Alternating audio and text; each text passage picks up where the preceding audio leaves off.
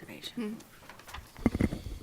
Well, welcome. It is January 21st, Coeur d'Alene City Council meeting. And roll call, please. Gabriel, Here. Miller, Here? Evans, Here. Gookin, Wood, Here. English. Here. Thank you, Joe. Tonight we have Therese from Community Holy Spirit to do our invocation for us. Welcome, Therese. Thank you for having me.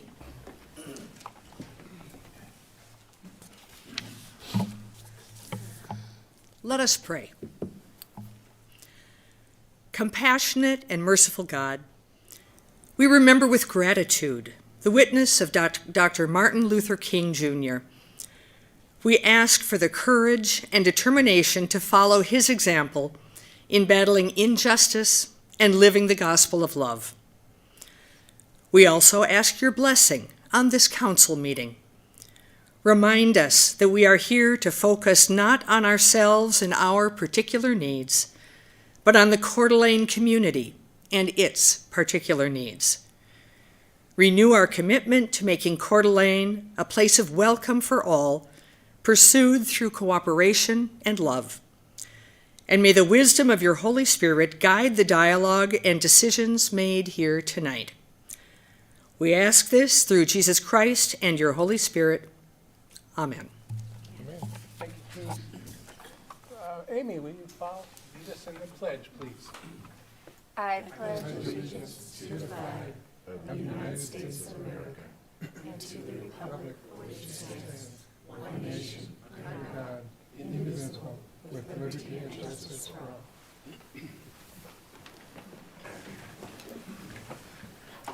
Thank you all.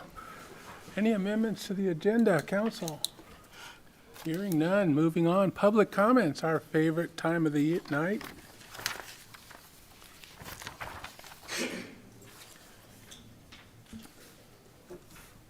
The list is on its way. I see Mike Gridley itching to get up. You know. Well, the famous Mike Gridley is signed up. Uh-huh. The only one so far, Mike. Welcome. Does that mean I get extra time? See where you're going. Just kidding. Just kidding. That's okay. Welcome. My name's Mike Gridley, and I'm here on behalf of the Centennial Trail Foundation, North Idaho Centennial Trail Foundation. And I'm a board member, proud to be a board member. And I would like to invite all of you and the public to our annual meeting this Thursday at the Vantage Brewery down on the end of it, one end of the trail, East Sherman, on East Sherman. It is starts at 5:30 to 7, and something you might think about doing to improve attendance at your meeting, you get a ticket for a free drink if you come to the meeting. So just a suggestion. They're okay. A little bit about the trail. We're a nonprofit organization, our board is, and we raise money. Our mission is to preserve and develop the North Idaho Centennial Trail System and to promote non-motorized trail connectivity throughout North Idaho. And so we have put a trail counter out on the trail, and I don't have the exact number, but it's hundreds of thousands of people yearly use that trail. It's old people, young people, big people, small people, all kinds of people. And I think that's one of the most important things about our trail, and the invocation touched on community, and I think that's one of the biggest things that this council has supported, our government has supported, is this connectivity, and we need to connect our community. And a trail does that. It gives you an opportunity to see somebody, smile at them, whether you're having a good day, bad day, whatever. Get out on the trail and connect with people. So people like our trails. That's one of our trademarks. So I hope you will come out and see some friends, make some new friends perhaps on Thursday night. Want to, I guess, at the end, just thank you as a council and thank you as city government for being big supporters. You've always supported the trail. The Centennial Trail wouldn't be here without the efforts of this city council and your staff. So thank you, and on behalf of all the hundreds of thousands of users who love the trail and use it, thank you for all you do. Thank Have you, a good Mike. night. Thank you, Could I Mike. ask a question? Oh, sure, not a Clarify, hard one. just that, you mentioned, and I think I heard non-motorized, which we don't have cars and trucks, but obviously 1 million e-bike scooters and stuff, is that, because people, I assume that's a legitimate use, so I'm not illegal getting back, but for e-bikes? Or do we not really, we don't want to say out loud, How okay. fast are you going on that e-bike? Under 15, Yeah. which is, a lot of the regular bikes go a lot faster. No, I think that's a very apt and relevant question, because there are people starting to use e-bikes more and more and more as forms of transportation. That's one way to use it. And just like there are triathletes and others who maybe use the trail and exceed a speed limit, I think we need to work on enforcing some rules, because somebody's got to get hurt, and seriously hurt. I heard about a city recently where somebody was killed by an e-bike, basically stepped off, bang, got hit. So whether it is striping the trail with a center stripe to separate people, whether it's groups like ours doing a better job of educating people about rules and about risk. I think it's something we'll probably be coming back, visiting with city staff, city council. I'm sure Chief White has gotten calls or aware of things like that, but it's something coming. Right now, it's we have a 15-mile-an-hour speed limit, but how much resource can the city put into enforcing a speed limit? Yep. But Okay, well, I appreciate the feedback. Since we blew up our e-bike. Yeah, Oh, you a may have couple of heard, them, we okay. don't have e-bikes anymore. So we can't I don't catch think Chief White's going to bring forward anything of the kind. Wow. yeah, no, the police have been good partners, but obviously their resources are limited. And most trail users are respectful, but it's whether it's somebody pushing a baby carriage or whether it's the triathlete screaming by.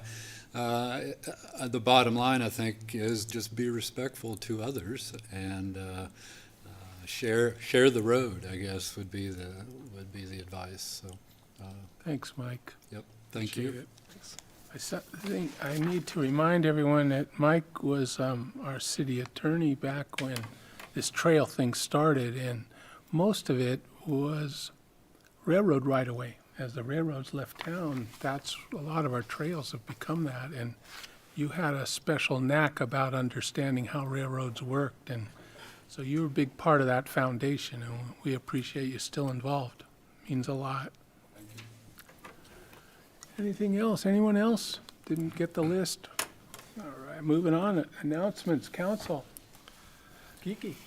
I got a couple things. One is we had our joint government North Idaho Building Contractors Association meeting today and kind of set the stage for what we're going to be talking about at that meeting. We meet every month and just basically outline the agenda of what we're going to talk about for the next year. So I'll keep you posted about what's coming up there legislatively and some interesting stuff. And I do try to make sure that if there's something on the agenda that's really pertinent to the rest of staff, that I make sure they know about it so that staff attends and knows what building contractors are talking about, and we stay in good communication there.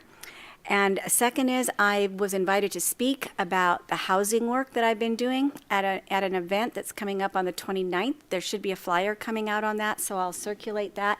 It's going to be open to the public. It's going to be held down at the Den there on Lakeside Avenue, so that's going to be a kind of a long one, and I'm not sure what I'm going to say, but it's going to be great.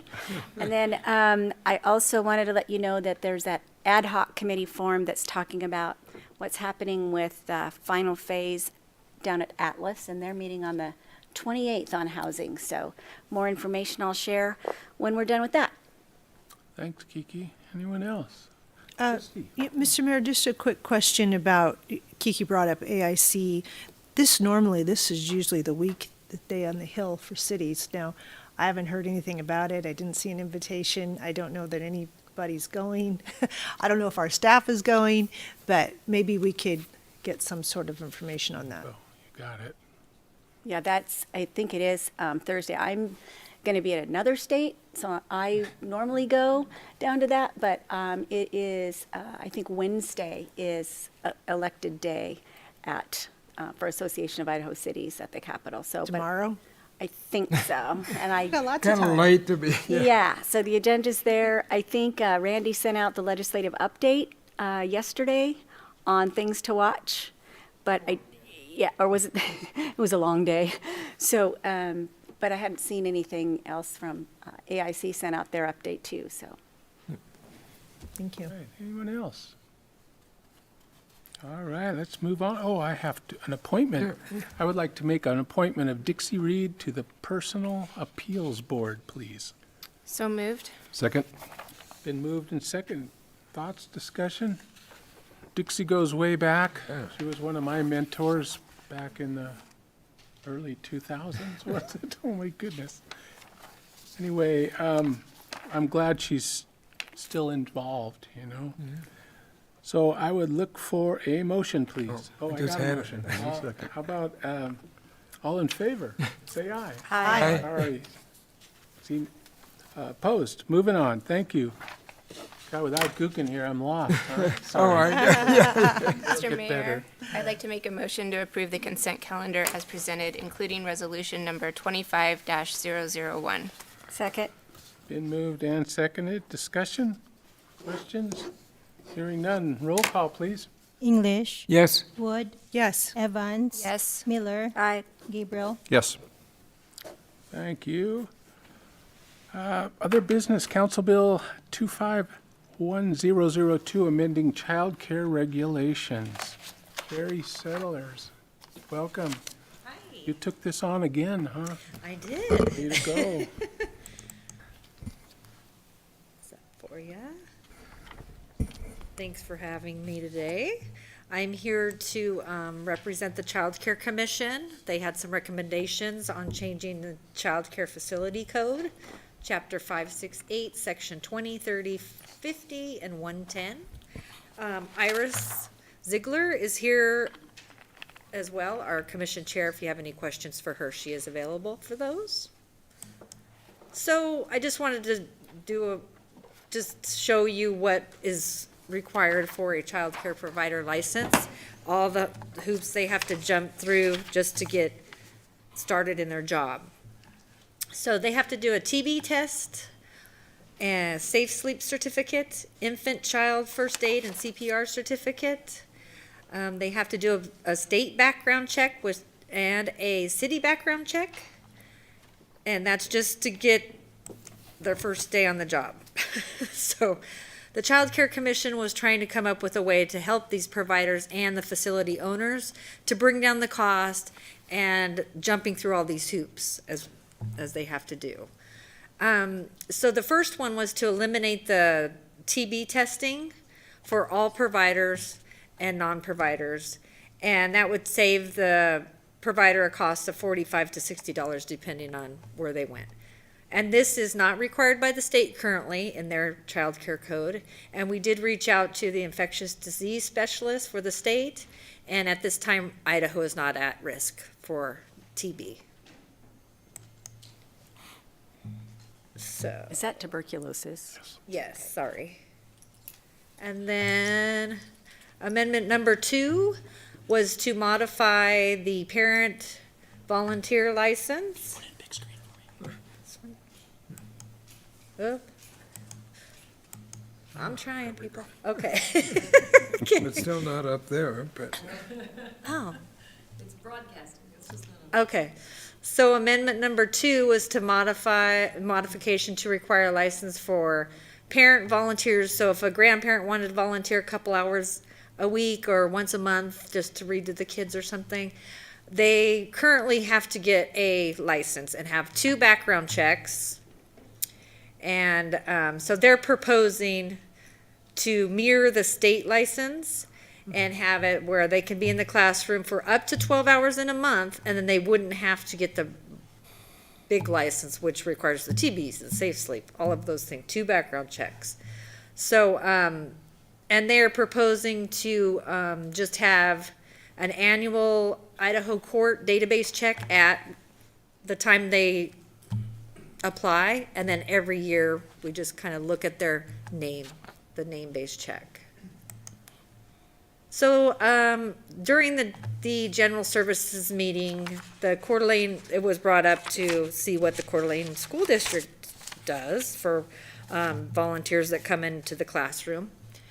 And I contacted them, and they use a system called Raptor. It is a software system database that uses information from your driver's license or ID. And it's just a sex offender database.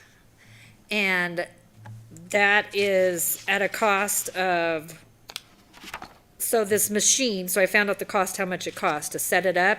It's $1,434, and then an annual fee of $695 just for a name-based search, basically, of a sex offender. So at that cost, I don't think that's reasonable for facilities to bring on as we're trying to save them money. But I wanted to answer that question that you had from the general services meeting. Amy had that, but I have Yeah. a follow-up after her. Yep. My intent in the question was more not for the childcare facilities to take on that expense, but for the city to be able to screen for the childcare facilities, if that's even a feasible. So kind of this workflow. system, after speaking with them, and they sent me a quote, and I can provide that for you. This system only looks at sex offender registry, and I can do that. I do that every day. Said that. Okay. When they get a license, I check that database along with the 2 background Okay. checks. And then at renewal, I do the same thing. So it's every time I touch someone's license, I look at that sex Much offender available for free. register. Okay. Right. Okay, thank you. Christie had a question. Mr. Mayor. Oh, I'm sorry. That's all right. Kelly, just to follow up on that, the police department does crimereports.com. Anyone can go online to that site. They can check the database for sex offender registry.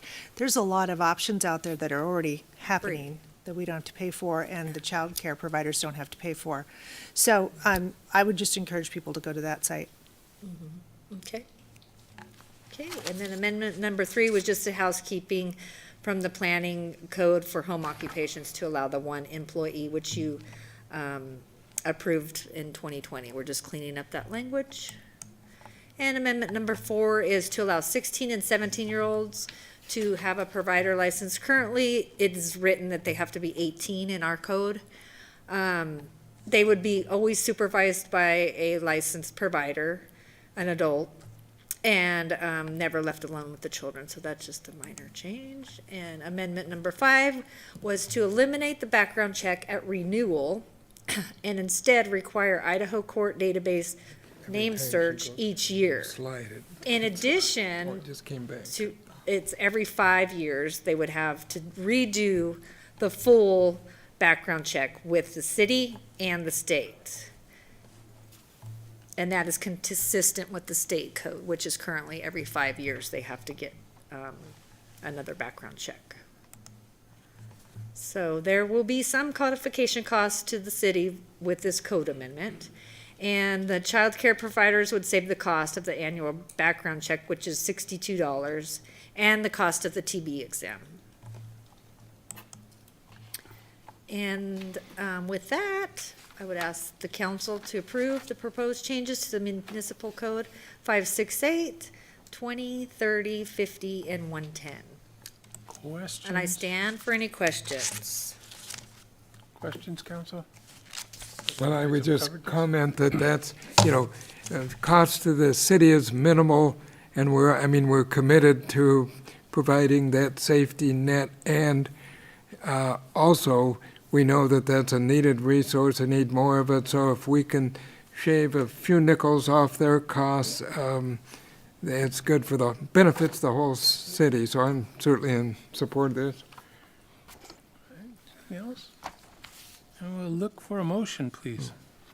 Well, I would make a motion, to dispense with the rule and read Council Bill 25-1002 once by title only. Second? Moved and seconded. Discussion. Oh, Mr. Mayor, I'd just add that all of council had quite a bit of time to review this in general services. That's why we don't have as many questions, but at the time, we certainly asked questions, and I feel comfortable with the amendments. And Mr. Mayor, the only thing I would add is because we talked about some background check issues coming through other departments.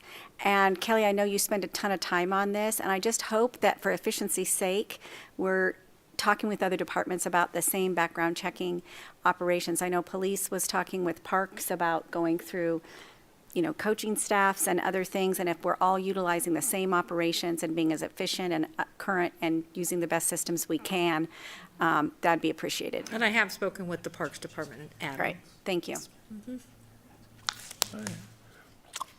So, roll call, please.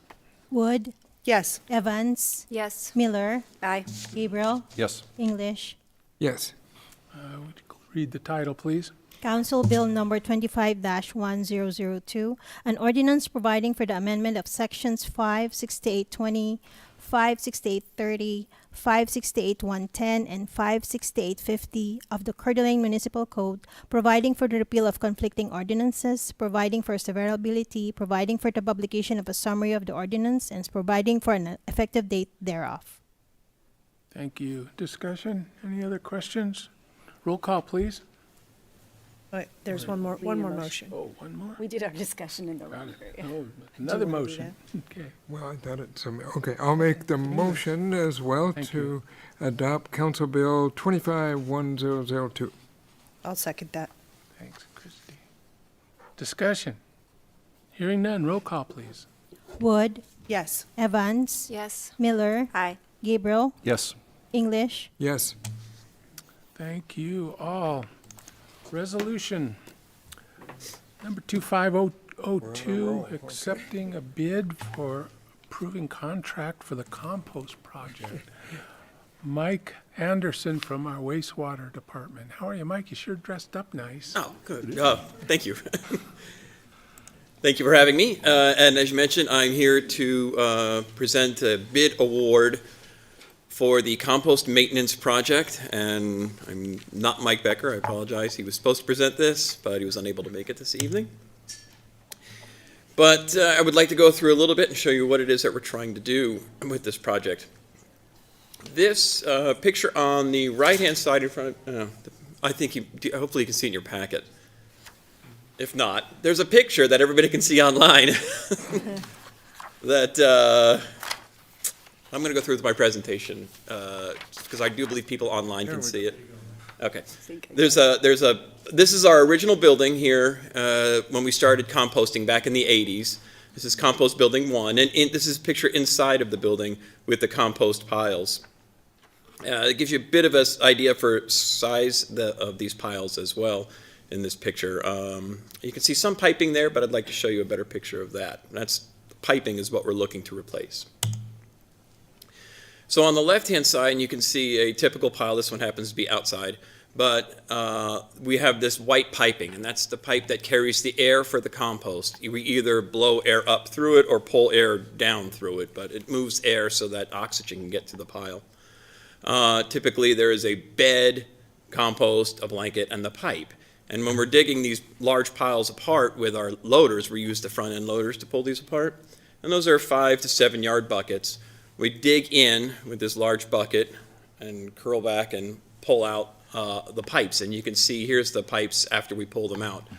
Historically, this has worked pretty well for us. I know it doesn't look like it, but we were able to get these pipes where sometimes the ends would get beat up, where we could just cut it off, hit it with a heat gun, and it bounces back to form. Sometimes you're going to step on it or whatever, but you can make those, stretch them out and make them last quite a while.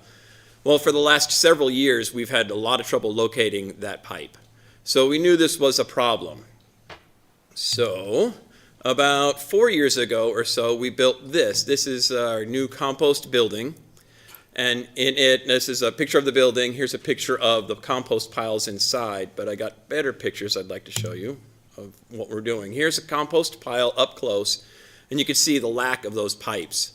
So on the right-hand side, you can see it under construction, and this is what we decided to do. Again, this is probably 3-4 years ago we did this, and we knew we were having trouble locating these pipes already. So what we did was we put in-floor vents. And it works basically like a trench drain, except it has to pitch a certain way so the water flows out and the air flows in and all that other stuff. But it's not much different than a regular trench drain. And then we have these plates on top that have little holes in it. And we can modify that if we're not getting enough air at this part of the pile. I don't know if you ever tried composting in your backyard, but it can be a little fickle. So we got a formula, and we got it just right. We kind of know how to do it. And it allows our operators, one, to not have to worry about getting that pipe, and two, to just be that much more efficient, where they're not having to peel out these pipes, lay them down, try to fix it. They can just pull it, screen it, and move on to the next process, because the whole job is materials handling, so it's trying to be as efficient at that as possible. So that's what we're looking to do in the new building. Dig up, there's asphalt, or in the old building, excuse me, dig up the asphalt that's in the old building and put in these trench drains in floor ventilation system and get away from those pipes. As far as money, Sell and construction, we see we had a pretty good results from our bids. Sell and construction came in cheapest for the base bid, and when you add in Add Alt 1, their total bid was cheaper than everybody else. Add Alt 1, that additional alternative, is to take the asphalt that we pull out, run it through a chipper, grinder, and just set it aside for us. And then we're going to take it and lay it down in some area where we've got rock right now. It's where we do our compost giveaway every year. That's more and more popular. Yeah, so we can we happen to do it right around Easter. Usually it's the weekend after Easter, so it's actually coming up, shameless plug. But it's also, the wet time of year too. So if we can try to keep it as clean as possible for all of our citizenry, we thought this is a cheap way to go to, reuse that product and make that area a little bit better. But including that base or the base bid and then the additional alternative, Sell and construction came in the cheapest. This is a rebid, if you'll recall. We came in about a year ago for this, and the bids came in higher than we anticipated. This year, oddly enough, don't tell Sell and hopefully they're not listening, but they came in about 10%. Well, this is public knowledge. They came in 10% cheaper than they did last year. So pretty rare for that to happen. And something's cheaper this year than it was last year. So we would recommend that that council approve this bid award, and I would stand here for any questions you may have. Questions, council? I just had a thought. Been composting since the 80s. We have to be pretty good at it by now, huh? We are. We've had, honestly, a recent turnover in personnel. You're talking about people who've been here for a long time with Dixie Reed. We've recently hired on 2 new guys recently for us. It's been 5 years now. But before that, it was the guys who started composting in the 80s. We're still composting in the 2020 or 2010s. So it's been a lot of lessons learned there. I love it. I love it when you're just composting, not hauling. All right, council, look for a motion. Mr. Mayor, I'll make a motion to adopt resolution number 25-002, accepting the low bid of and approving a contract with Sell and Construction Incorporated for the compost maintenance project and the base bid amount of $314,000.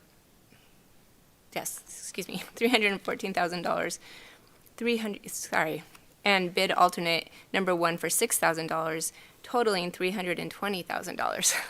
Second. Okay. We're good. Discussion, questions, Christie? Mr. Mayor, I just would want you to make it real clear that this is coming out of, this is a pre-approved budget item that's been planned for. It's coming out of your, you tell us. Right, yeah, so this is a capital improvement project Thank that's you. been pre-planned and budgeted for this year. So we have the money set aside from our wastewater enterprise fund. Excellent. For this. Thank you. All right, roll call, please. Evans, Yes. Miller, Aye. Gabriel, Yes. English, Yes. Wood. Yes. All right, thanks, you guys. Moving on, Sherry, is going to be doing a community development project, CBD grant funding, where we help a lot of folks, right? Always.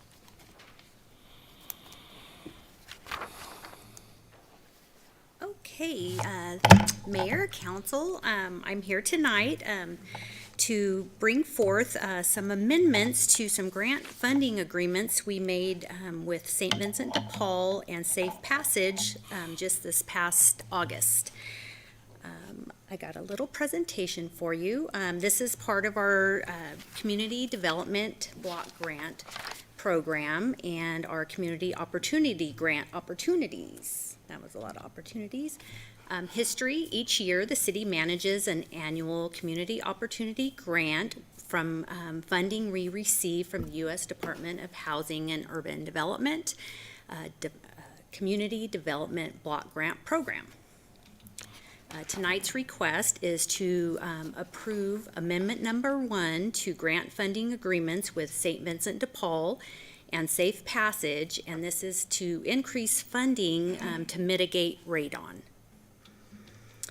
What is radon? It's a breakdown of uranium in soils and rocks. It enters homes through small cracks in the floor or walls, joints, gaps in foundations, etc. Why are we considering radon now? April of 2024, HUD published a radon policy notice which states radon must be addressed during the environmental review process. The new policy requires radon mitigation anytime levels are at 4.0 picocuries per radon per air liter, or greater in structures or buildings when they're occupied at least 4 hours a day. So how did we get here? During the environmental review process, both St. Vincent de Paul and Safe Passage had certified testers come out and do the radon tests, and both locations tested at 4.0 or higher. So that HUD tells us it has to be mitigated before we can close out the project. Both are nonprofits, so funding is very limited for them. So the city currently has some leftover 2022 funds that weren't utilized by one of the prior awardees that we would seek to reallocate to these two organizations so that they can put in these radon mitigation systems. We're asking for Safe Passage amendment to their agreement for $2,500. Again, those funds would come from our CDBG Plan Year 22 remaining funds. And then for St. Vincent de Paul, we're seeking $5,000, and again, that would come from that same 2022 remaining funds. Any questions? Council. Here, not a question, but a comment. Sherry, thank you. What a great use of this money. And good job, again, you getting it out there so you can make these big changes. So I'm in. Good job. Thanks. We're doing our best to help these groups out in our community. Perfect. Well, I guess I would just make the reflection that, sometimes, people have trouble with regulations and, oh, they got to do this and that, but this is a case where, I'm glad it's in there that, for the federal funding flow and going out there and to put something where they do testing for something that could be harmful and, pick it up, and then at the same time, we've got the ability to use it and close it, work down some of those others. So, it's a good thing all around, and ultimately, it's good that if it's either a problem or not, and we believe it is if they let it go. So that's good we could do this. And So, some of these organizations, once we mitigate, then they're pretty much good. Yeah. Moving forward, if they receive any other grant funds in the future, we wouldn't have to address this again because they would already be meeting that requirement. So that's helpful too. it's my understanding that not all cities go for the GBT funding. Right, yeah, we're So, the only one again, it's locally. worthwhile that we we invest the time and the effort to make this happen, because I know firsthand, I mean, everything from them and Habitat, a lot of places, and individuals who've had home rehab, so this is a good thing, I think, the city is doing, so. Nothing? I have to ask, so radon, we have never heard of it, and all of a sudden it's on the list, so does that mean every time somebody puts out for a CBD grant, they need to be tested? Residential, any building that is occupied for 4 hours or more a day. So mostly it's going to be the residential homes, but in the case of Safe Passage and St. Vincent de Paul, those are both facilities that have people in them for 8 hours or more. So we have to do that. We've tested about a dozen properties so far and just have had the 2 that have come back over that 4.0 mitigation requirement. So the folks that, we have that program where try and keep people in their house, we upgrade their electrical, put a new roof on MRAP, them. emergency minor Yeah. home Would that repair. apply in that situation? Right, we test all of the homes that apply to that program. Okay. And radon comes out of the ground, It comes out of the bad, ground. bad stuff. It's bad in concentrated areas. It's everywhere. But normally we're not breathing it so thickly, I guess, would be the way to look at it. But when you're in your home and the doors are all closed and the windows are closed, then you get more of a concentration. And just in my short experience with it, it seems like buildings with basements tend to be testing higher. We've tested a lot of our homeowners through the MRAP program are in mobile homes, and the way they're set up above ground, the tests come back extremely low for that type of property. But the Help Center has the basement, and so that came back pretty high, and Safe Passage's facility also has a basement with living quarters, and it came back. Actually, theirs came back right on the level. If it was just a little lower, it wouldn't have required it, but they say there's about a 0.7 bit of error possible, so it just makes sense to go ahead and well, we have to do theirs because it came back at the level that's required, but Do they stick pipes in the ground and let it out? Is that how they get rid of it? yeah, that's the process. The companies come in and they drill into the foundation or below the foundation, excavate a little bit of material, and then they put a pipe up the outside of the property with a fan to blow it out and vent it outside instead of into the home. So it's not like lead in the Silver Valley, right? Saying we have to pick it up and move it away. Yeah, that's right. Well, they're moving that air that contains those small particles out of your home, out of your living space. Amazing, amazing. Any other questions, council? Well, one last thing is just, for this testing, what's involved with that and what's it cost? So we purchase tests through the state, and we can get basically a do-it-yourself test for about $13. We use those for the single-family homes. But with these larger projects, we had both nonprofits contact a certified testing facility, and they came out, and I believe it cost them about $200. And it's a test. They come in and put a monitor in the location for, I believe it's 72 hours. And they get a reading every hour, and then they average it over that 3 days and get a number. So homeowners, give a little information for homeowners. They can get a free test through the state of Idaho's Health and Welfare Department. If you go on their website, healthandwelfare.idaho.gov, and go to the environmental page. There's a radon page also, and there's a little link you click, and they'll send you a free test for home. And it comes in a envelope. You put your information on it. You put the test out.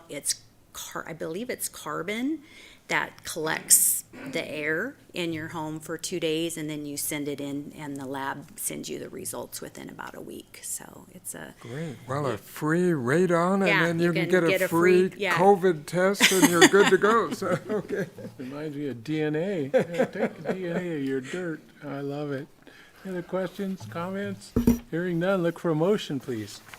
Mr. Mayor, I'll make a motion to approve resolution number 25-003, approving amendments to the CDBG grant funding agreements with St. Vincent de Paul and St. Passage, increasing grant funding to be used for radon mitigation. Second.